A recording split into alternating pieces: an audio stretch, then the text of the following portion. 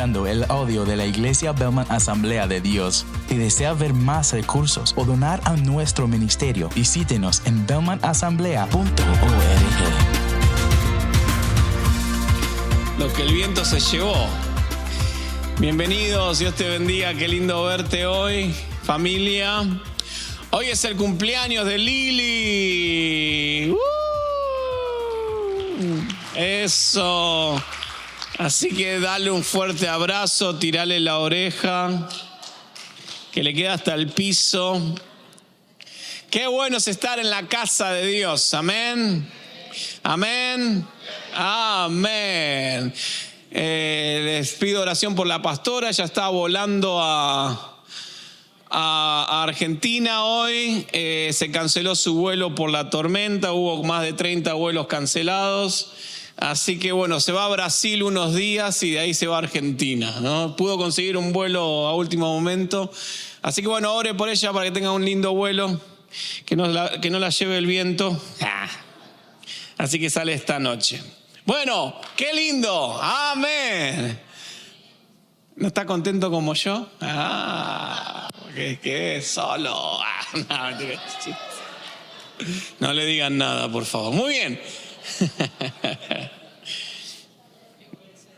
Hoy quiero hablarte de la lucha a la libertad. Y quiero que abras tu Biblia en la carta a los Romanos, capítulo 7. Vamos a leer algunos versículos. Seguimos con Romanos, miércoles de Romanos. Todos los caminos conducen a Roma.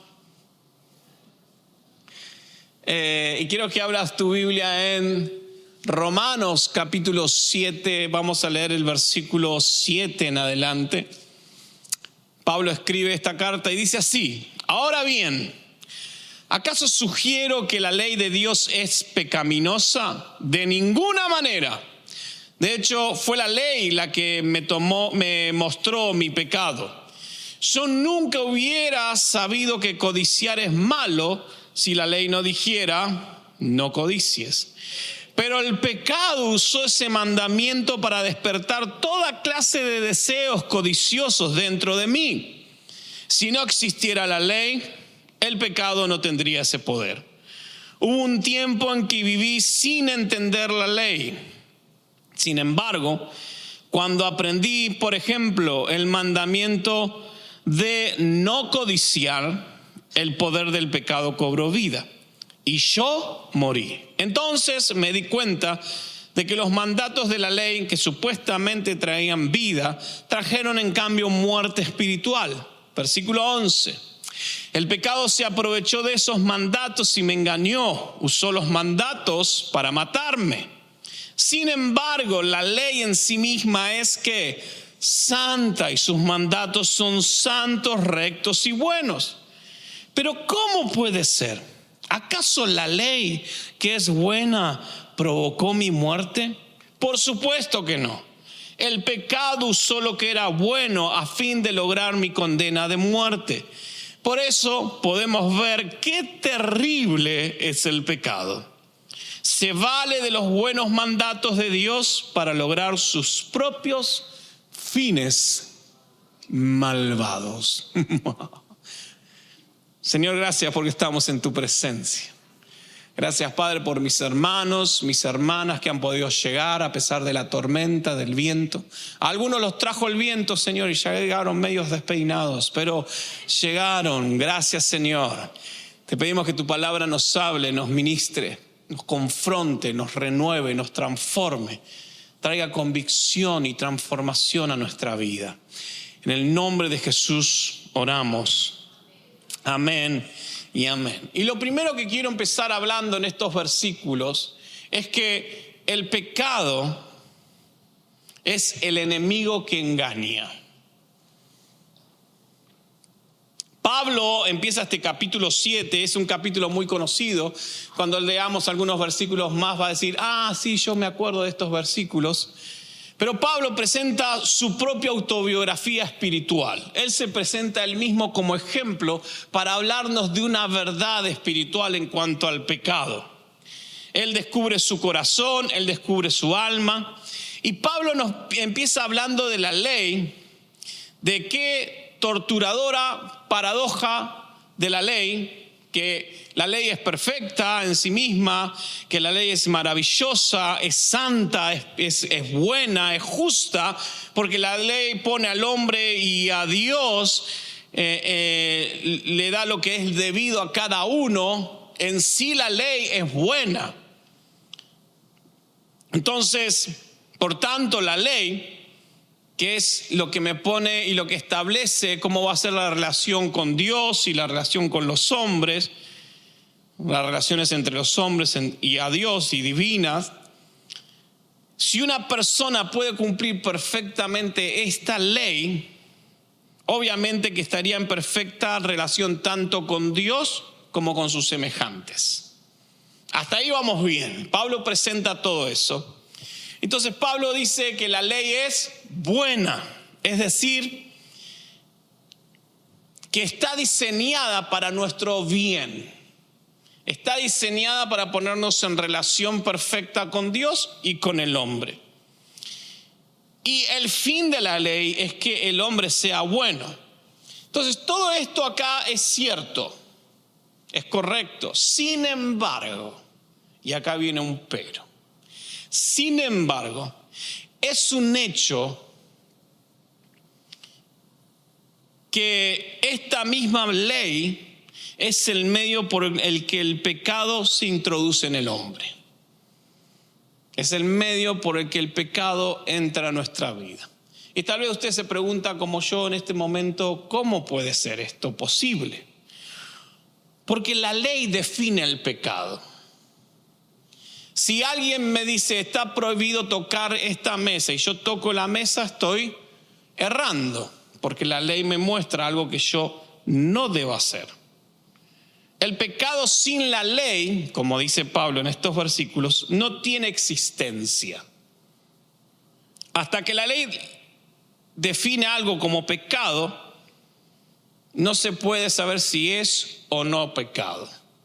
Por ejemplo, mentir está mal. Vos te diste cuenta de mentir está mal hasta que tu mamá te dijo, tu papá te dijo, mentir está mal. ¿Sí o no? No mientas con las calificaciones de la escuela, decime la verdad. Entonces te diste cuenta que mentir estaba mal. Y así podemos seguir sucesivamente, ¿no? Entonces la ley nos muestra el error. La ley define algo como pecado. Por ejemplo, en un deporte, ahora que empieza el mundial y que el viernes vamos a ver el mundial, el fútbol, las reglas del fútbol define cómo se debe jugar. Si yo quiero meter un gol con la mano, es una infracción, porque la regla prohíbe tocar la pelota con la mano a menos que sea un saque del lateral. ¿Me sigue hasta acá?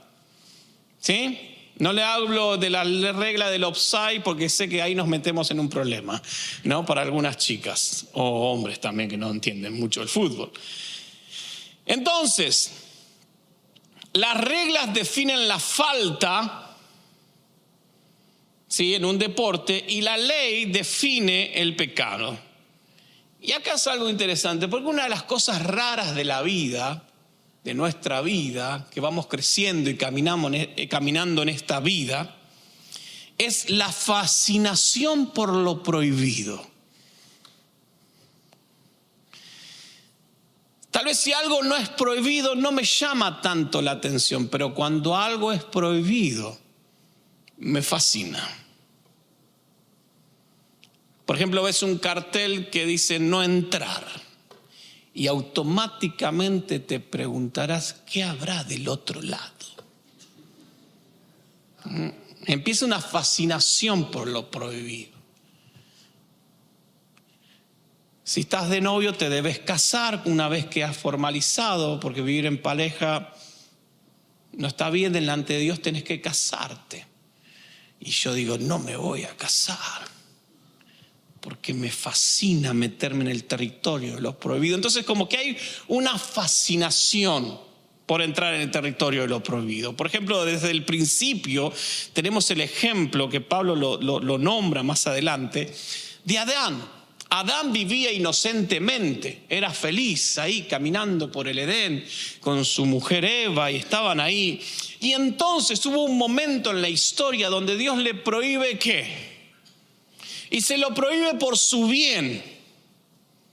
Por el bien de Adán, por el bien de Eva, le dice, por favor chicos, no que, ¿se acuerdan? ¿Quién se acuerda de eso? Génesis, ¿se acuerdan? Sí, ¿qué les dice? No coman de este árbol, de este fruto, porque papá, de todo, miren, tenés todo esto. Todo podés tocar, esto lo podés tocar, eso lo podés tocar, pero esto no lo toques. ¿Qué vas a hacer? ¿Por qué no puedo tocar eso? ¿Sí o no? ¿Qué esconde que no me deja tocar eso? Todo podés tocar, todo. Mira, esto es mucho mejor que eso porque puedes hacer un montón de cosas. Ahí puedes hacer ruido, pero esto no. Ponemos las cintas. Puedes sentarte por acá, pero ahí no. ¿Y dónde te vas a sentar? Ahí. Tengo unos abuelos que tenemos que estar con la cinta y la corro un asiento porque ese es mi lugar, pero ahí no podés pasar. Pero bueno, viste que eso sucedió con Adán y con Eva. Dios le indica, les prohibió para su bien. Pero ¿quién vino ahí? La serpiente. Y cambió astutamente esa prohibición en tentación. De golpe la prohibición se convirtió en una tentación. ¿Y por qué no puedes comer de largo? ¿Y qué pasa si comes? ¿Qué es lo peor que puede pasar? ¿No? Y ahí por esa prohibición viene la tentación. ¿Y qué pasa si comes un poquito más de azúcar? Dale, un cachito más.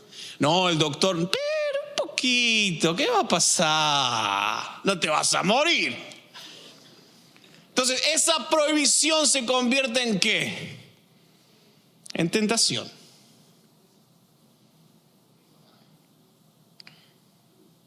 El hecho de que estuviera prohibido hacía que el árbol fuera ¿qué? Más deseable. Y ahora quiero eso. ¿Y cómo me lo saco de la cabeza? Entonces, así Adán fue seducido al pecado por el fruto prohibido. ¿Y cuál fue la consecuencia? ¿Cómo? Con seguridad decirlo, si te equivocas no importa. La muerte, muy bien. El pecado, la paga del pecado es muerte. Entonces, cualquier cosa que nosotros pongamos en el área de lo prohibido, por ejemplo, ¿cuántos tienen niños en su casa? Y vos le decías a tu hijo, María, no toques esto que es nuevo. No lo podés tocar, por favor, mirá que me costó. Y tu nena te mira así, ¿no? Y mira eso. ¿Y por qué no lo puedo tocar? ¿Y qué habrá ahí? Entonces ya automáticamente lo prohibido se convierte en una ¿qué? Tentación. Y eso sucede hasta que crecemos, somos viejos, abuelos, porque está acá. ¿Quién me dice que no me puedo sentar ahí? ¿Quién dice que no puedo hacer esto? ¿No? Y sea automáticamente eso prohibido. Entonces el apóstol Pablo dice que el pecado me sedujo. Entonces el pecado obra en 3 direcciones. La primera dirección nos engaña el pecado, que si yo adquiero eso voy a tener satisfacción. Por ejemplo, no tomes de más alcohol que te va a hacer mal. ¿Y por qué no puedo tomar de más alcohol? O no te drogues porque va a pasar esto. ¿Y por qué no me puedo drogar? Y yo pienso que eso me va a dar satisfacción. Y no mires pornografía porque te va a poner medio loquito. ¿Y por qué no puedo mirar pornografía? Entonces lo primero que se convierte ese fruto, el pecado que ocasiona, me promete una satisfacción. ¿Sí?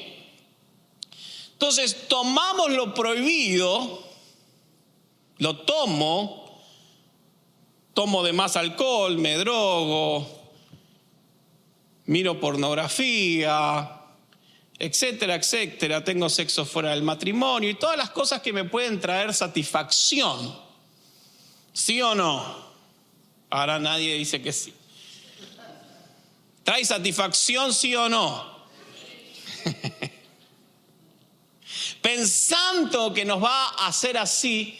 ¿Y qué pasa después que cedo, tomo lo prohibido, lo disfruto y pasa? ¿Qué es lo que viene después? Vacío. Vacío. Sigo estando en la misma condición de vacío. Entonces me engaña pensando que voy a obtener satisfacción. Otra dirección que actúa el pecado es que nos engaña pensando que vamos a encontrar un justificativo en cuanto al por qué lo hicimos. Me sentía mal, me peleé con mi esposa, me peleé con mi mamá, me peleé con mi papá, nadie me entiende. Entonces encuentro un justificativo para tomar lo que está ¿qué? Prohibido. Y ese justificativo no te sirve delante de Dios. ¿Qué dijo Adán cuando comió del fruto y Dios lo enganchó? Ella fue. Y ella lo mira a él y dice, la serpiente fue. ¿Le sirvió el justificativo? No, por más que tomes y te emborraches y como decimos en Argentina te pongas bien en pedo, perdón la expresión, no va a existir el justificativo de me sentía mal, me sentía triste. Es pecado. Estamos hablando de lo que nuestro enemigo, el pecado. No hay justificativo. Y bueno, tuve sexo con esa mujer o con ese hombre porque me sedujo y me hizo esto y yo estaba triste, estaba mal. Lo que quieras, pecado. ¿Se entiende? ¿Me siguen hasta acá? ¿Vamos bien? Y otra cosa que ocurre con el pecado es que nos engaña pensando que podemos escapar. Y el pecado tiene ¿qué? Consecuencias. ¿Adán pudo escapar? ¿Sí o no?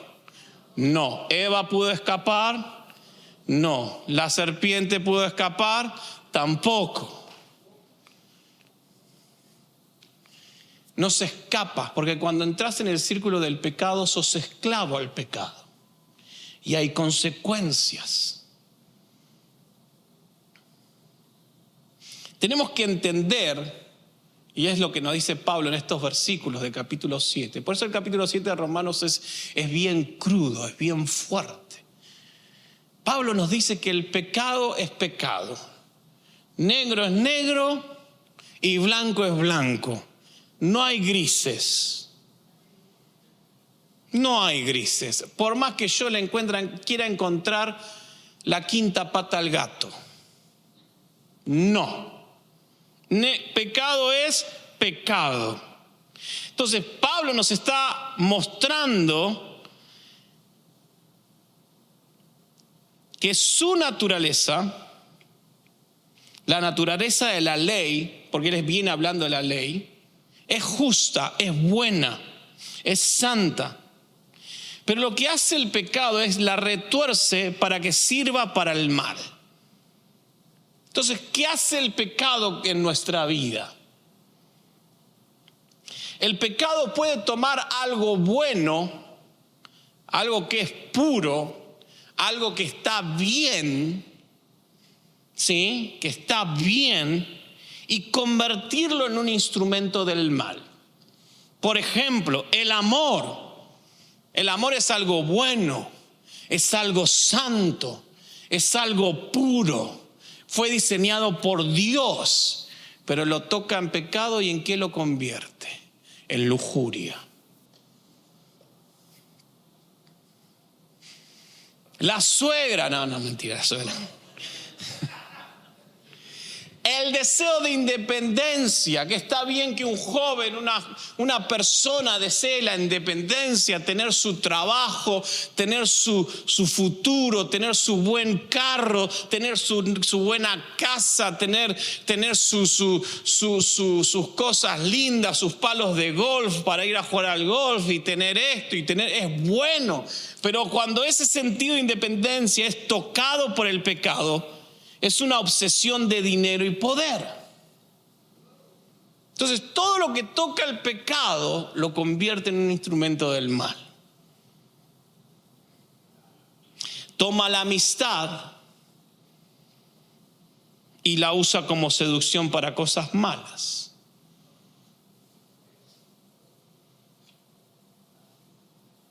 Y esto me lleva al segundo punto, el conflicto.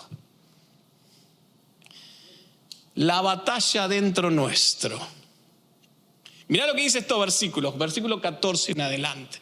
Puse algunos, no voy a leer todos, pero vamos a introducirnos en lo que sigue diciendo Pablo. Dice, por lo tanto, el problema no es con la ley, porque la ley es buena y espiritual.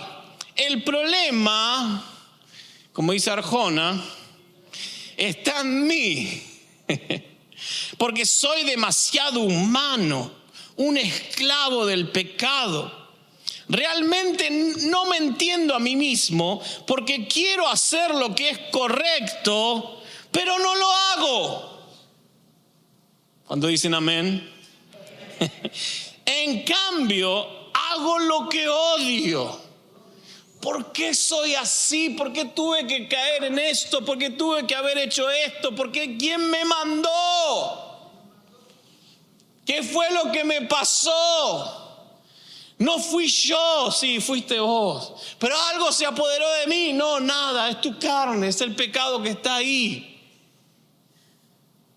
Pero yo no soy así. Pero mi hijo no es así, es así. Sí, sos así.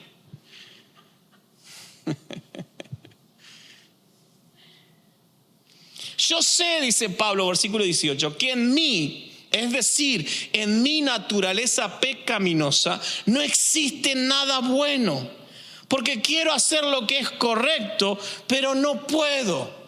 No puedo salir del vicio, no puedo salir de la negatividad, no puedo salir de la tristeza, no puedo dejar la pornografía, no puedo dejar la depresión, no puedo dejar de ser lengua larga y hablar mal de todo, no puedo criticar a todo el mundo, no puedo dejar de ser suegra. No, mentira, eso es el último, no. No puedo. Y es verdad, no podés. Tenés razón, no podés.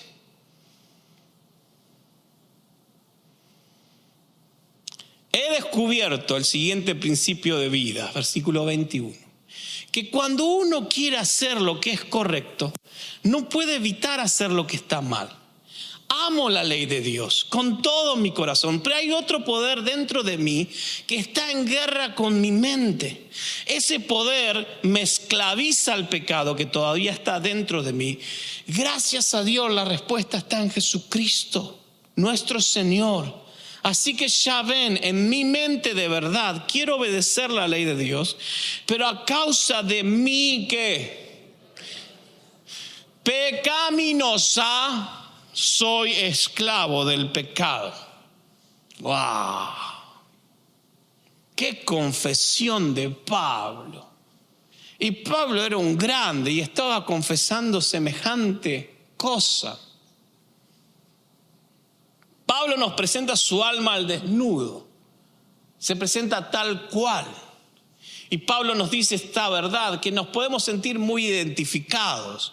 Si vos estás ahí sentado y decís, no puedo dejar este vicio, no puedo dejar este pecado, no puedo dejar esta situación. Es lo que nos dice Pablo acá. Y nos habla de una experiencia que es de la misma esencia nuestra. ¿Cuántas cosas, cuántos pecados aún no podemos dejar? Este es nuestro conflicto. ¿Quieres estar feliz y estás triste? querés hacer tal cosa y no pasa nada. Porque Pablo nos dice acá que él sabía lo que estaba bien y quería hacerlo, y sin embargo, por alguna razón, ¿qué dice? No lo podía hacer.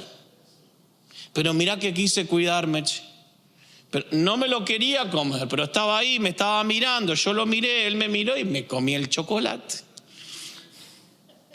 Y después abro los ojos y estaba en emergencia, no sé cómo llegué acá. Él sabía lo que estaba mal, y lo último que él quería hacer es hacer ese mal. Nunca te dijiste: lo último que quería hacer es dañar a esta persona. Lo último que quería hacer es decir eso que dije. Lo último que quería hacer es, no sé, X cosa. Y sin embargo lo hacía. Pablo se daba cuenta que tenía una personalidad dividida. Como si hubiera dos personas en él. No era que estaba loco, pero él explicaba esto, este conflicto. Como si hubiera dos personas diferentes dentro de su piel, tirando cada una en un sentido diferente. ¿Viste como Batman, el doble cara? ¿No? En dos sentidos diferentes. Y también como a vos y como a mí le perseguía este sentido de frustración. Su capacidad de ver, porque él tenía, a veces muchos tenemos la capacidad de ver lo que está bien. Somos muy buenos en ver lo que está bien y lo que está mal. Pero somos muy malos en hacer lo que está bien. Sabemos lo que está bien. Sabemos lo que tenemos que hacer, pero cuando me toca ejecutarlo, ¿qué pasa? No lo hago.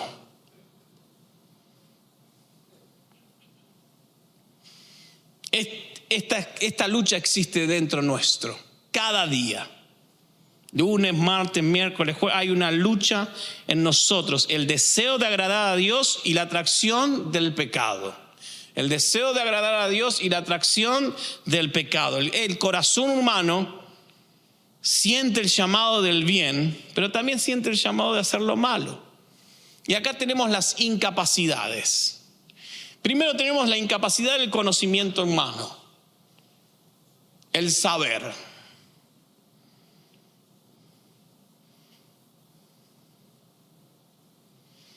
Si solo por saber lo que está bien fuera suficiente, sería muy fácil la vida, ¿no? Si solo por saber que tengo que hablar bien de los demás, pero hablo siempre mal de los demás, pero solo sé, buenísimo, es fácil. Pero lamentablemente, el solo conocer que algo es bueno no hace bueno a nadie. Por ejemplo, estamos en la época del Mundial, ¿no? Y algunos piensan que Colombia es un buen equipo. Bueno, por eso no significa que juegue bien. No, tiene un chiste.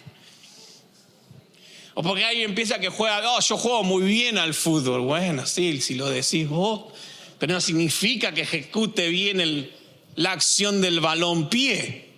Quiere pegarle para allá y le sale para allá. Entonces, acá tenemos una diferencia entre vivir la vida cristiana y la moral. La moral es el conocimiento de un código, el código moral. Yo sé que tengo que decir buen día y buenas noches. ¿Se entiende? Es el código moral. Yo sé que tengo que decir permiso, adelante, pase usted, ¿no? Que se dice poco, pero bueno, ese es el código moral. Ya casi no se usa estas cosas, increíblemente. Pero ese es el código moral. Una cosa es conocerlo y otra cosa es vivirlo. Y la fe es el conocimiento de una persona. Yo conozco a Cristo Jesús. Y es solo cuando conocemos a Jesús, es ahí cuando podemos hacer lo que sabemos que debemos hacer. Es por el conocimiento de Cristo que yo ahí puedo ejecutar lo que sé que tengo que hacer. Lo segundo es la incapacidad de la resolución humana. Decir algo, hoy empiezo la dieta, ¿no? Hoy lunes arranco con todo, lechuguita, tomatito, 2 rodajas de aire. Empiezo la dieta, ¿no? esta incapacidad de llegar a una resolución. Yo tenía un amigo que hoy está con el Señor, pero él tenía unas ideas increíbles para hacer. Siempre hacíamos algo con el grupo de jóvenes y venía este amigo mío, no, pero ¿sabes qué? Podemos hacer esto, lo otro. Buenísima. Yo, bueno, vení. Nunca venía y nunca hacía. Pero la idea la tenía. Y a veces somos así. Es como Pedro, cuando él hizo una gran declaración, increíble. Pedro dijo, aunque tenga que morir contigo, Jesús, no te negaré. ¿Qué fue lo primero que hizo Pedro? Negar al Señor. No, fracasó lastimosamente cuando se le presentó la ocasión de mostrar esa lealtad. Y nada podés hacer si no tenés la fuerza. Podés prometer al Señor el oro y el moro. Señor, este año voy a estar cerca tuyo. Año nuevo, vida nueva. Esto que el otro, Señor, este año voy a hacer esto. Este año voy a estar más cerca tuyo. Voy a orar todos los días y lo que menos hiciste el año fue orar. Empezaste a leer la Biblia por un año y te quedaste en Génesis 2.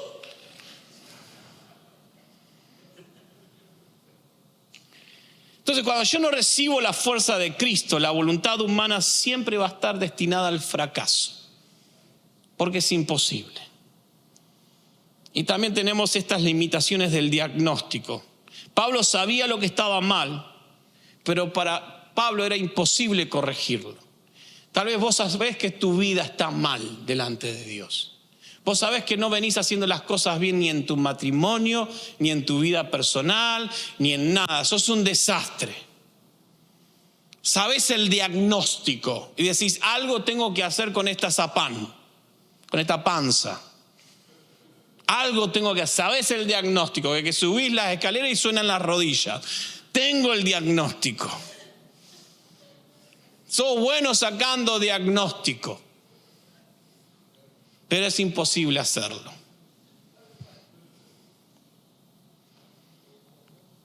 Pablo era un médico que diagnosticaba perfectamente una enfermedad, pero no podía prescribir la cura.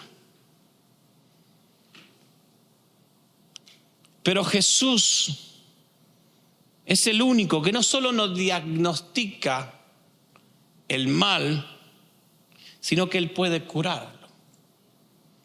Él puede hacer que lo que está malo se ponga bueno. ¿Sabes qué? Jesús lo que ofrece no es una crítica, sino una cura.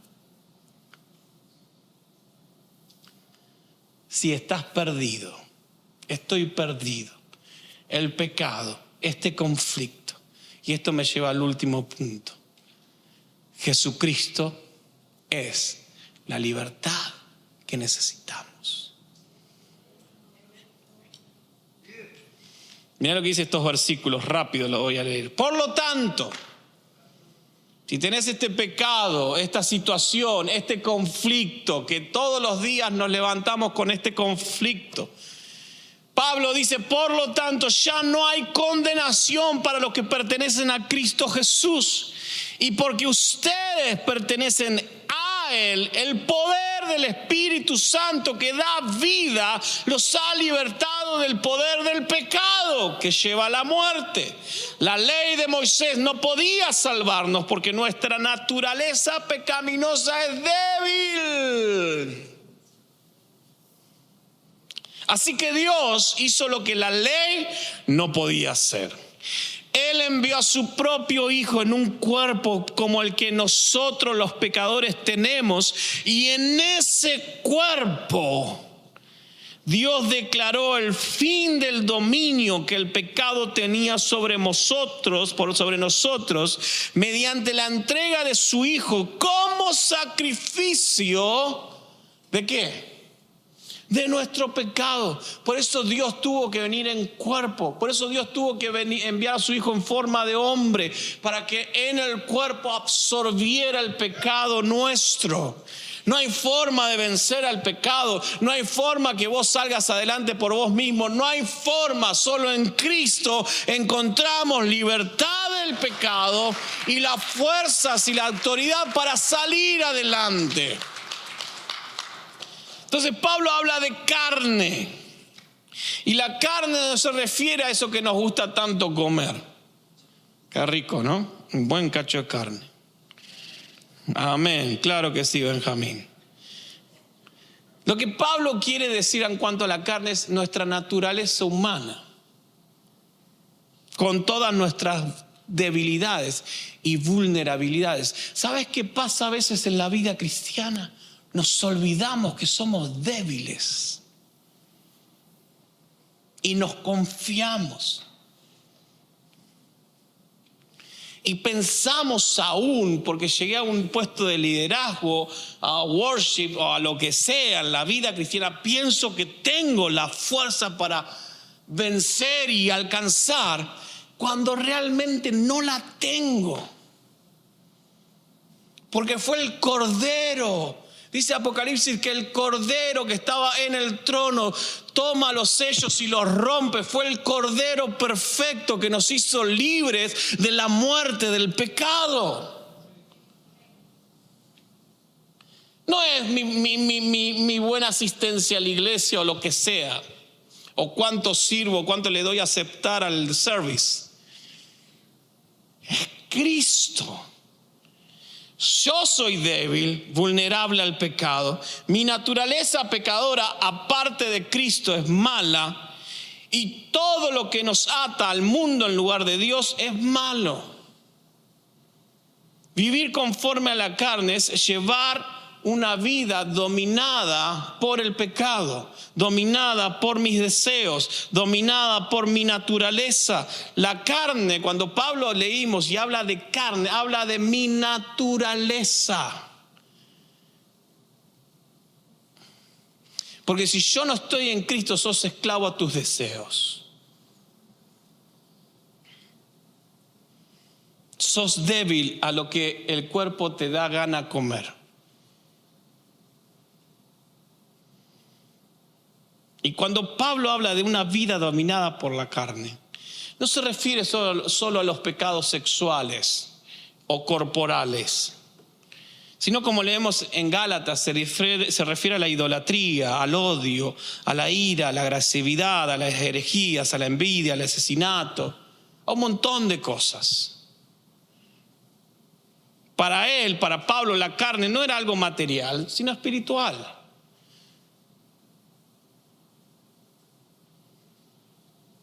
Nuestra naturaleza, toda nuestra debilidad, pecado, era eso la carne, es eso la carne.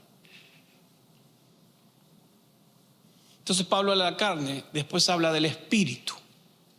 Y el espíritu se refiere al espíritu de poder, al espíritu divino, al poder de Dios, al Espíritu Santo. Entonces Pablo nos enseña, al final de esto, en el principio del capítulo 8, es que hubo un tiempo cuando nosotros estábamos a la voluntad de nuestra propia naturaleza pecaminosa. Pensábamos que éramos libres, pero hacíamos lo que el cuerpo me pedía. Sexo, droga, alcohol y rock and roll. Decimos en Argentina. Hacíamos lo que el cuerpo me pedía, lo que mis deseos me demandaban, y pensábamos que éramos libres, y pensás que sos libre, pero en realidad sos esclavo a tu pecado. Soy esclavo a mi pecado, porque vivía en mi naturaleza humana, y en ese estado la ley era algo que me hacía pecar, porque la ley me decía no robes, y entendí que robar está mal, pero lo hacía porque lo prohibido me fascinaba. No hagas esto, no insultes, no, etcétera, etcétera. Entonces, de modo que íbamos de mal en peor, y de modo que iba siempre derrotado y frustrado.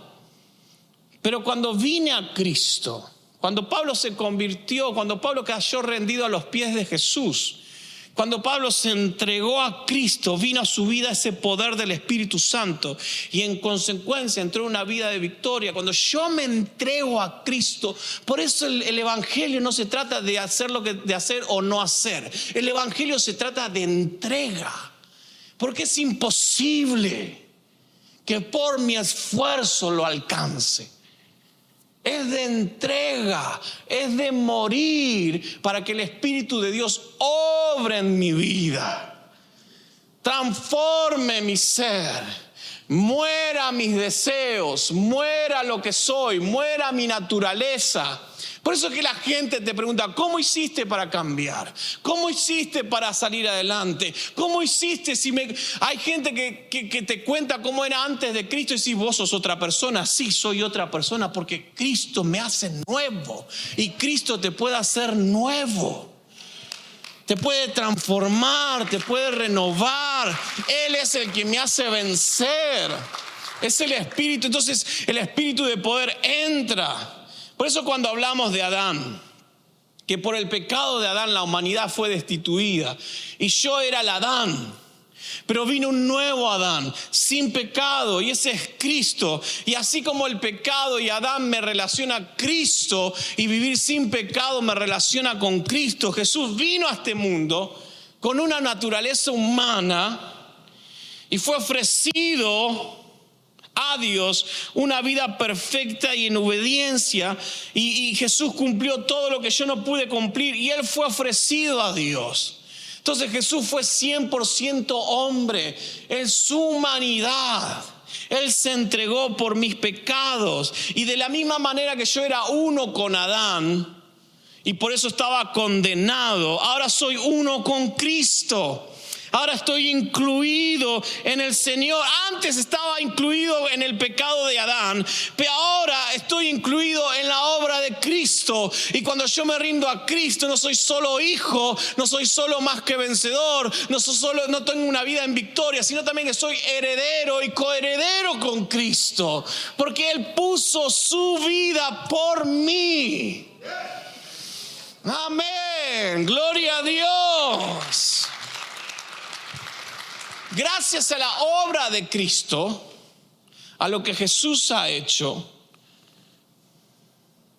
se nos da una vida, y tengo una vida en Cristo que no está dominada por la carne, que no está dominada por los deseos. ¿Sabes qué? Porque en Cristo, ¿sabes qué aprendí?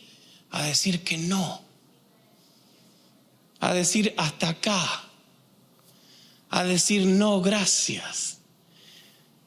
¿Cómo le llaman? Bueno, en cada país es diferente. En Argentina le decimos a la falda pollera, ¿no? A la falda le decimos pollera. Entonces el hombre que siempre se ocupa de su esposa y que va donde la esposa le dicen pollera, ¿no? Porque, ¿cómo le dicen de su país a ese? El que atiende a su esposa, el que está y los amigos, anda pollera o lo que sea, le decimos ¿cómo? Mandilón, anda mandilón, ¿no? Mandarina o lo que sea, ¿no? Y vos para no defraudar tu machismo decís, no, yo hago lo que quiero. Pero cuando uno está en Cristo, entiende que es una nueva criatura y sabe que con su esposa es uno. Es una carne. Y la atiende y está. Porque ya no voy conforme a la corriente o a mis deseos. Aprendí a cómo vivir. Aprendí a cómo caminar. En Cristo tengo al Espíritu de Dios que me llena de un poder que antes no conocía ni entendía. Porque tal vez vos pensás y normalizaste el poder del Espíritu Santo en tu vida. Pero seguramente tenés compañeros de trabajo que no tienen a Cristo. Tenés amigos que no tienen a Cristo. Y más de uno amigo ha engañado a su esposa, ha engañado a su esposo y te dicen, ¿por qué vos no lo haces? ¿Cómo haces para ser tan fiel a tu esposa? Es por el Espíritu de Dios en mi vida. Porque Él me transformó. Porque Él me hizo nuevo. Y yo soy débil. Y por eso me abrazo a lo que Él me ha dado. Porque tenía una naturaleza caída y hoy tengo una nueva naturaleza en Cristo Jesús. Y no solo que se anula el castigo del pasado, sino que me aseguro la fuerza para lo que viene. No solo que Él perdonó mis pecados que he hecho, mi mala vida, mis malas costumbres, mis malos deseos. Él me ha perdonado, sino que me ha asegurado una vida nueva, una vida en victoria y una eternidad junto a Él por la sangre de Cristo derramada en la cruz. Amén.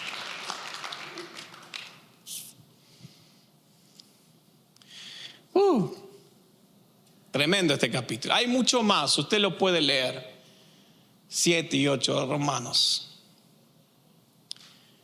Pero para terminar, la lucha interior no la podemos vencer. Podemos conocer todo lo que está bien, pero no siempre lo hacemos. Queremos cambiar, pero siempre fallamos una y otra vez. ¿Hace cuánto que querés cambiar y todavía no pudiste? ¿Hace cuánto que venís intentando, empezando de nuevo? No, otra vez. ¿Viste como cuando jugás a algo y perdés la primera? No, empezamos de nuevo, no valió, era una prueba. Y venís probando porque siempre venís fallando en lo mismo. La esperanza está en Jesucristo. Con Él encuentro victoria.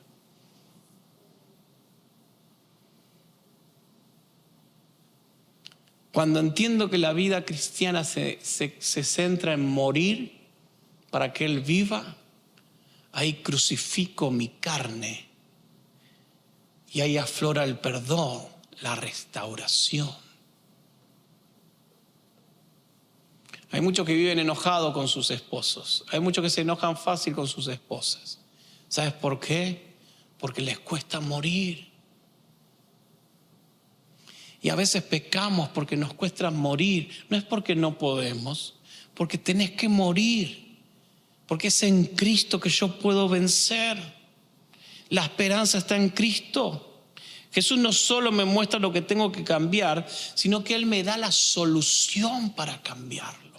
Por eso el que vive en la fe, en el Hijo de Dios, es una construcción que va en progreso. Es algo que va avanzando y voy subiendo escalón a escalón. Porque cada día te levantás y decís, Señor, me rindo una vez más. Muero para que vos vivas en mí. Y es cuando entendés que por el poder del Espíritu Santo que sos transformado, que sos caminar en nueva persona, ahí vas a ver el poder de Dios en tu vida. Porque vas a dejar de esforzarte por cambiar y decidís entregarte a Cristo. Decidís encontrarte con Jesús. Y tal vez me decís, ¿cómo no esforzarse por cambiar? Porque es imposible cambiar sin Cristo. Es cuando soy confrontado por el problema y ¿sabes qué digo? Me rindo. Me rindo, Señor. No sé qué hacer. Me rindo. Y ahí el Espíritu Santo empieza a obrar en mi vida. Y me lleva por el perdón. Y me lleva por la restauración. Porque te rendiste. No es el ocultar, no es el esconder, es el rendirse a Cristo. Es el morir en Él. Porque no somos libres por fuerza, sino por gracia, por favor, por un regalo inmerecido. Siempre queremos ser el dueño de la última Coca-Cola del desierto. Pero Dios nos ha dado una parte del rompecabezas y cada uno tiene una parte del rompecabezas. Somos alguien que nos rendimos y cada día descubrimos algo nuevo del Señor. A veces nos ocupamos más en juzgar que en morir. Pero es en rendirte a Cristo. ¿Qué es lo que no podés cambiar? ¿Qué situación está ahí golpeando a tu corazón? Y si esta es tu primera vez y decís, nunca me rendí a Jesús, bueno, es tiempo que lo hagas, porque nunca vas a poder dejar lo que querés dejar. Siempre vas a estar en el amague. Bueno, empezamos de nuevo. Y siempre estás en el empezar de nuevo. Y nunca podés avanzar. Pero en Cristo, la lucha no tiene la última palabra. El Señor la tiene. Y no hay condenación para el que está en Jesucristo. Así que te invito a que te pongas de pie en esta tarde. Que cierres tus ojos un momento.